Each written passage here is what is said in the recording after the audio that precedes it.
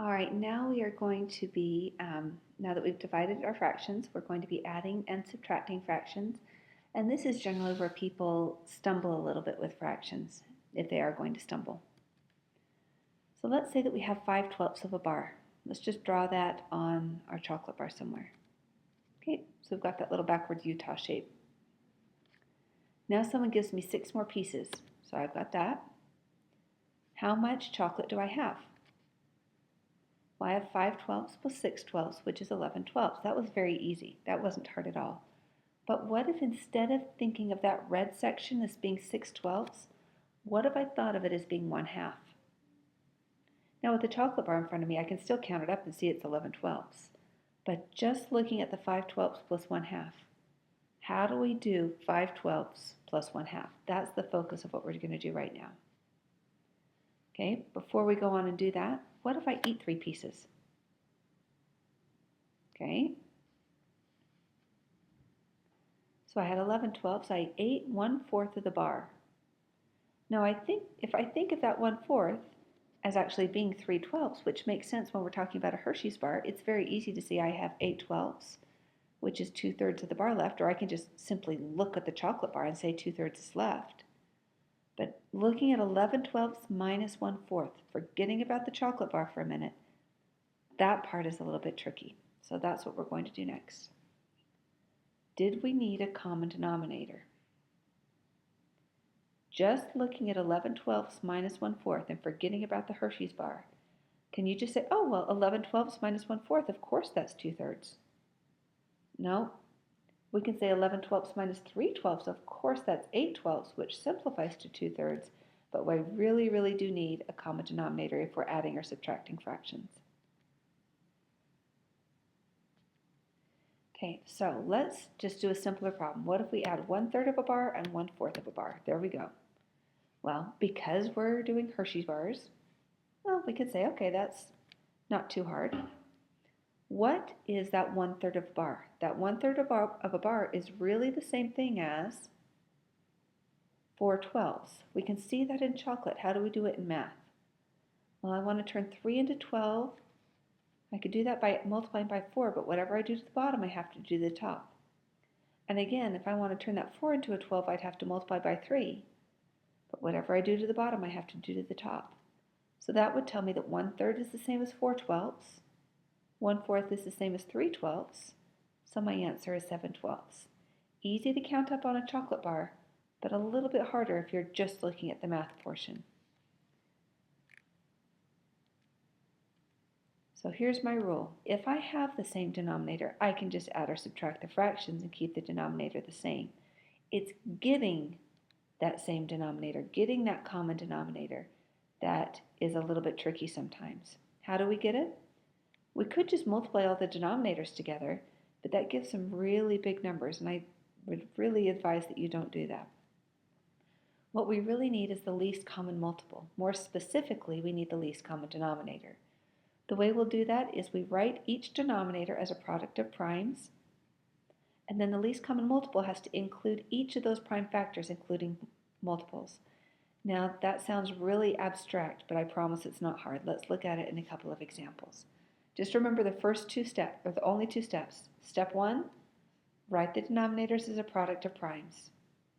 Second step, least common multiple has to include everybody. So here we go. Here's 4 examples. We'll look at the first one first. My 2 denominators are 6 and 9. Well, 6 is 2 times 3, 9 is 3 times 3. That's not hard. So my least common multiple, well, in order for 6 to go into it, it has to have a 2 and a 3. So it has to have a 2, it has to have a 3. All right, now 6 is covered. Let's go on to 9. In order for 9 to go into it, it has to have 2 3s.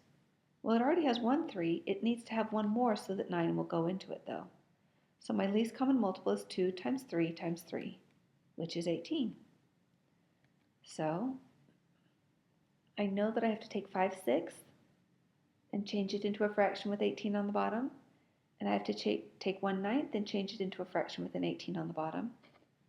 What do I do to 6 to turn it into an 18? Well, I divide top and bottom by 3. And to change 9 into 18, I multiply top and bottom by 2. Two ways to think of that. You could just take 18 divided by 6 is 3, and then you'd know what to multiply by. 18 divided by 9 is 2, then you'd know what to multiply by. Another way is to look over the least common multiple. Since 6 is 2 times 3, look at the 2 times 3 there, there's just an extra 3. So that's what we multiply by. So we get 5 times 3 on the top is 18. 1 times 2 on the top is 2. We're subtracting. So we get 13 over 18. And that doesn't simplify, so we're done. Okay, next problem. Our denominators are 2, 3, and 12. 2 is just 2, 3 is just 3, 12 is 2 times 2 times 3.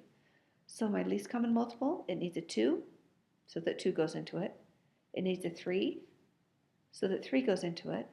But for 12, it needs 2 2's and a 3. I have 1 2 and a 3, so it just needs one more 2. So here, my least common multiple is just 12. It was already one of the denominators. There are my 3 fractions. All 3 of them need to turn into something with a 12 on the bottom. How do I turn 2 into 12? Multiply it by 6. How do I turn 3 into 12? Multiply it by 4. 5 twelfths, that already has the 12. So 1 times 6 on the top, 2 times 4 on the top. I take 6 plus 8 minus 5 and get 9 twelfths. Am I done? Nope, I need to reduce. That gives me 3/4, so that's my final answer. Next problem. See if you can do these on your own. Just pause the video and see if you can do them. All right, we're back.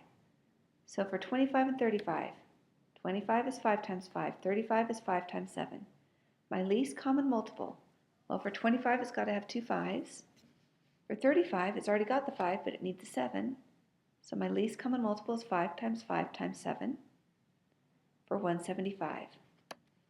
I need to turn 3 25ths into something with 175 on the bottom. I need to turn 8 35ths into something with 175 on the bottom.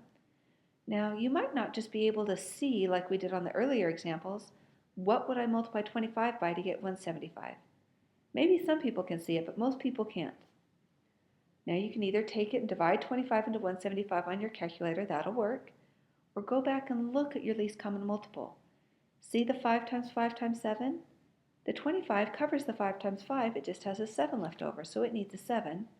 And similarly, the 35 covers the 5 and the 7, it just has that extra 5. So that's what I need to multiply by. So 25 times 7 will give me 175 on the bottom, 3 times 7 will give me 21 on the top. 8 times 5 will give me 40 on the top. 35 times 5 gives me 175 on the bottom. I add those up, and 61 over 175 does not reduce, so we're done. Last problem. Again, pause me so that you can do this one on your own. Okay, so our denominators, 30 is 2 times 3 times 5. If you don't see it right off, don't worry. Just do a factor tree like we did in I think it was Lecture 1, Part B. Same thing with 28. It's 4 times 7. 4 is 2 times 2. Now my least common multiple, it has to have a 2 and a 3 and a 5. And then I come down to 28. It needs 2 2's, so I have to add on an extra 2 and a 7. That gives me 420. So what can I multiply 30 by to get 420? You're welcome to use your calculator, but if we come over and look at the factorization of the least common multiple, 30 is 2 times 3 times 5. The only extra step is 2 times 7. So I'd multiply by 14. 28 is 2 times 2 times 7. The only extra step is the 3 times 5. So I'd multiply by 15. Multiply across, add them together, and it doesn't reduce. So we are done with that problem. Okay, that finishes adding and subtracting of fractions. We will start the next little segment and do conversion of forms and applications.